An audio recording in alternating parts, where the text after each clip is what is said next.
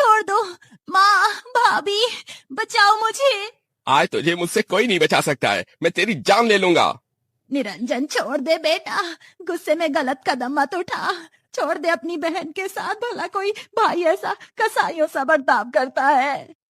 लेकिन निरंजन को अपने गुस्से में ना तो कुछ दिखाई दे रहा था और ना ही सुनाई दे रहा था।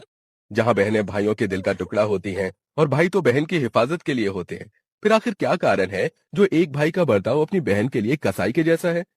निरंजन अपनी बहन के बालों को नोचते हुए उसको आंगन में ले आया और अपनी तलवार निकाल ली। आज मैं तुझे जिंदा नहीं छोड़ूंगा। इसीलिए मैं नहीं चाहता था कि इस खानदान में कोई लड़की पैदा हो, क्योंकि बेटियां सिर्फ और सिर्फ परिवार की इज्जत डुबोती हैं, और तूने तो हमारी नाक कटवा दी, कहीं का नहीं छोड़ा हमें।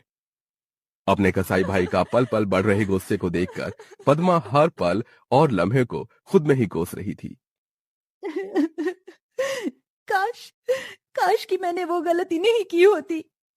सुभद्रा, सुभद्रा, रोटी ला कर दो। जी लाई। पद्मा, पद्मा जा अपने भैया को रोटी दिया। मैं नहीं भाभी, आप मुझे कोई और काम दे दो, लेकिन मौत के मुंह में मत भेजो प्लीज। भैया को रोटी आप दे आओ। पद्मा, तू ना पहली ऐसी बहन है जो अपने भाई से इतना डरती है, जैसे कि निरंजन तुझे कच्चा ही खा जाएंगे। ठाकुरों के परिवार में जन्मी पद्मा इकलौती लड़की है। घर में दर्जनों नौकर चाकर हैं।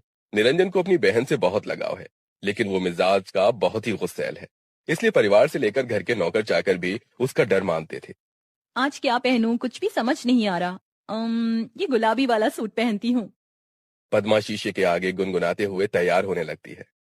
मेरी बिंदिया तेरी निंदिया ना चुरा ले तो कहना, मेरा काजल तुझको पागल ना बना दे तो कहना। तैयार होने के बीच बीच में भी उसका ध्यान फोन में ही था। तभी फोन आता है। फोन पर लिखे नाम को पढ़ते ही पद्मा का चेहरा खिल गया, और ऐसा अक्सर तभी होता है जब इंसान प्यार में पड़ा हो। अरे तुम कहाँ रह गई? जाना, मैं इंतजार कर रहा हूँ। सॉरी सॉरी सॉरी सॉरी, बस निकल रही हूँ चिराग। पद्मा फट से पर्स उठाकर निकल जाती है। जहां माता पिता निर्मला और प्रताप हॉल में बैठे थे, तभी पद्मा के हाथों में चूड़ियां खनकती देखकर भाई निरंजन बड़ी ही खिसियाहट से उसे देखकर गुस्सा करता है। पद्मा, ये चूड़ियां बालियां पहनकर कॉलेज में जाने की क्या जरूरत है? अरे अब नहीं पहनेगी चूड़ियां तो कब पहनेगी? तेरी बहन बड़ी हो गई है, तू जा बिटिया। जी माँ। थोड़ी देर में पद्मा कॉलेज आ जाती है, जहां चिराग बाहर खड़ा था। आ गई आप मैडम जी? अरे, अपने आशिक को इतना कौन इंतजार करवाता है?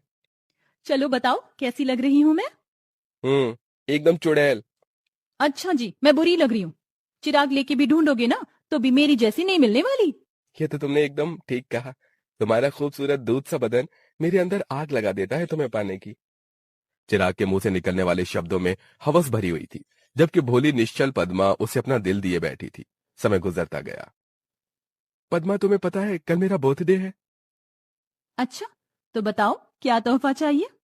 बस कल का दिन मैं तुम्हारे साथ बिताना चाहता हूँ। यह सुनकर पद्मा ने अटकते शब्दों से कहा। लेकिन चिराग। पद्मा, हम दोनों को एक साथ में 3 महीने हो गए। क्या तुम मुझे एक दिन नहीं दे सकती? तुम मुझ पर भरोसा ही नहीं करती। चिराग की इमोशनल बातों में आकर पद्मा मान गई। ठीक है, मैं आऊंगी। तभी पद्मा चिराग से बातें कर रही होती है कि कमरे के बाहर से गुजरते हुए उसका भाई निरंजन रुक गया और अंदर आ गया। पद्मा का चेहरा पीला पड़ गया। भैया, आप। पद्मा, सोई क्यों नहीं अब तक?